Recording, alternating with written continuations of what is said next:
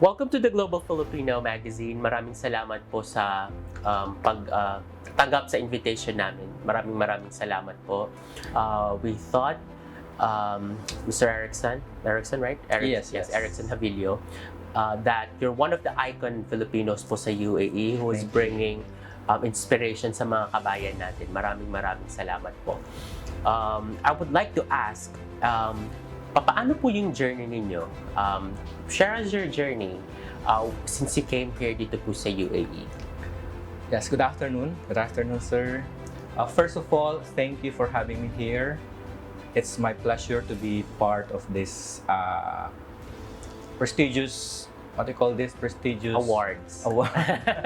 As one of the finalists of the Yes. as an icon of Filipinos around the world. Opo. How So- is it the journey, sir? You came here 2019. Please tell me.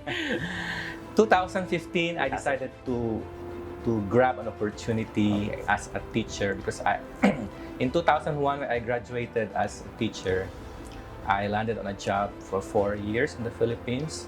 Then when I got the opportunity to explore education industry abroad, I came here 2015 because I knew that the school that I'll be joining is a Filipino curriculum school. So I will still be then delivering teaching or the education, facilitating learning to our fellow Filipinos. Yes po. So For the longest time, sir, 2015 up until I mean like the most recent sa isang school lang po kayo tama? ano, for my first 10 years, I stayed in one Filipino curriculum school in Sharjah. Okay. Oh, yes. And then after 10 years, I decided to leverage myself to advance my career. So I joined a university as assistant professor, as international students coordinator. And now I'm venturing on something that is new, something that is helpful to the new normal, and it is homeschooling and coordinating with what you call this, advancing careers for master's degree, PhDs for our fellow Filipinos here in the UAE. Yes, sir.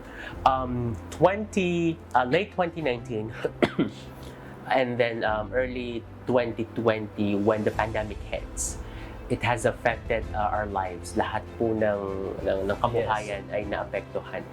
How has it affected your career? I mean, your living? Like, please, and how were you thriving sa pandemic pong ito? Yes. So every one of us has been affected by this pandemic, of course, early 2019. So with the education industry, students are going home to their countries primarily because their parents are also affected with the pandemic. So in terms of our journey as a teacher, we are still surviving per se because How has it changed? yeah, because everything has changed from strategy, from enrollment or admissions, and I guess in all aspects, even psychological domains of every student, of me, of all facilitators of learning. Yes po. We are all affected by that. How these now blended learning, that's one of the changes po, no? By face-to-face, meron po tayong online. How do you see like education is becoming? Papaano? What do you think po sa mga future natin? Papaano siya? Yes. Ano yung mangyayari sa edukasyon natin? As of now, the remote learning, as teachers, we find it more difficult than the traditional one. Primarily because we need to upgrade ourselves to the kind of world we have right now, like in the world of IoT, the Internet of Things, automation, or the digital world. So not all of us are ready for this, but since our students are considered now as the alpha generations, the millennials, they are more adept into the kind of environment as compared to us teachers. So we need to upgrade ourselves so that we can also be in to the kind of learning that we are giving to our students. Just like the remote learning, we need to have seminars every now and then about how to facilitate asynchronous or synchronous learning, how to do assessment even if the students is at home or the learners are at home. We need to find a good strategy in which learners can learn faster, can learn better, and get whatever knowledge that we want to impart to them.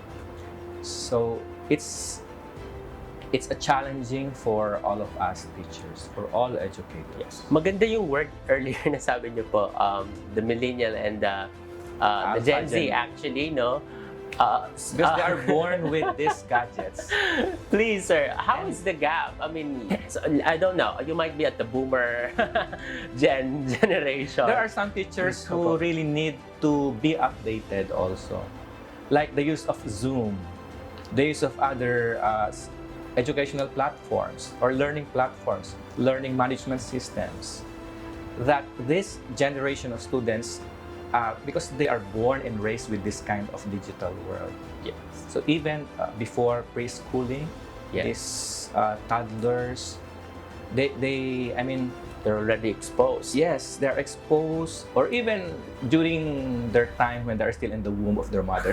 Yeah, for sure. They are so-called the alpha generation, or let's say generation of students, in which we educators should be the one to adapt or to adjust to them. Yeah. Because Would you say na their span of learning is so short. I mean, the time of learning delivery that they want. Yeah. Would you say na mas yung mga kabataan ngayon are like somehow they felt that they're so entitled and that they are like all knowing? Would you say that somehow?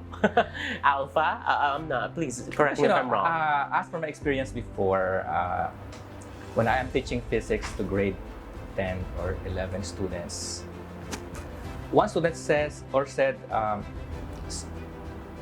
because I observed that they don't want to listen anymore. Because somehow they learn better in social media platform or online. And one student said, "Sir, I'll just watch YouTube because I understand better in YouTube than what you are teaching." Wow. So we were challenged about those situations. Yes. Like even Google, what you are telling or what you are saying about or what you are facilitating, delivering in class, some would say, "I will just check the Google better." PhD in Google. Masters in Google. So the point there is we need also to encourage ourselves to be on track with the kind of modern world that we have right now. Yes. Like the age of, or the industrial revolution for IoT, the Internet of Things. Yes. The digitalization, modern technology. Everything is online. Yes. That's why for students, this remote learning that we are in right now is somehow okay for them because they have the what do you call this? They have all the pleasure in manipulating the net. True. Online like that. Having said all that, those innovation, changes, yung mga pagbabago at saka yung paglago ng edukasyon, sir. Please tell us how important education is. Alam ko that you're passionate about education. Please tell us how much important education is despite of all these changes. Yes, of course, as always, continuous learning is still important, even for us professionals, educators, not only for our students. But education is still important because we have changing times. We have changing social platforms. So somehow our learnings before may not be applicable as of this time. So we need to leverage ourselves to advance our careers, to learn new methods and strategies for the kind of students we have right now. Because students also have their own generations. They have their own needs. They have particular roles in the society. So they need also a particular or a certain strategy that would be easier for them to grasp that particular knowledge. So I am lucky because we are here in the UAE delivering knowledge. It's because our internet connection here is very fast Compared to back home. and students are Filipinos, Yes. they gagawin nilang lahat para lang mabigyan ng magandang support system ang kanilang mga anak. Like, they have all the best gadgets that they need to have. So the remote learning is not, hindi siya masyadong mahirap i-facilitate when you are here in the UAE. Yes. As compared if you are a teacher in the Philippines, especially nasa remote area ka, wala kayong internet, wala ding gadget. Nasa puno pa yung magandang signal. Yes, wala pang signal. So, yung modular type of learning that they are undergoing is the best thing kasi hindi lahat can have access to internet, to advanced technology, and so on. Yes. So kaya sabi ko, we are lucky kasi nasa UAE tayo. And I guess UAE has the fastest internet. Among the GCC. Yeah, nabasa ko sa Perhaps the isang world. newspaper. So, Yes. strategy na lang ang gagawin sa mga bata dito. Wala kang problema sa connection, wala kang problema sa True. materials. Kasi Just the nandoon. way how you are going to deliver in the fastest way that they can grasp the knowledge that you want to impart to Yes. them. Mr. Javillo, we have reached the final question. We would like to ask your message to the Global Filipino. Ano po yung masasabi nyo at sabihin na somehow legacy, like what would you like to leave sa ating mga kabayan? Yes, as a global Filipino here in the UAE, I think in this time of pandemic, we need to be just ourselves. We need to keep track of what is going on. We need to upgrade ourselves. And of course, when we say global icon, we should be the kind of a true Filipino, excelling in the world stage, engaging in the global market as one of the best, if not the best, human resources in the world, working and elevating ourselves with compassion, with enthusiasm, and with humility.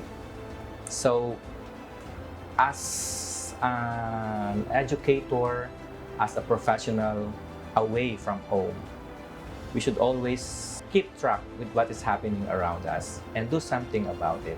We need to continue learning. That's all.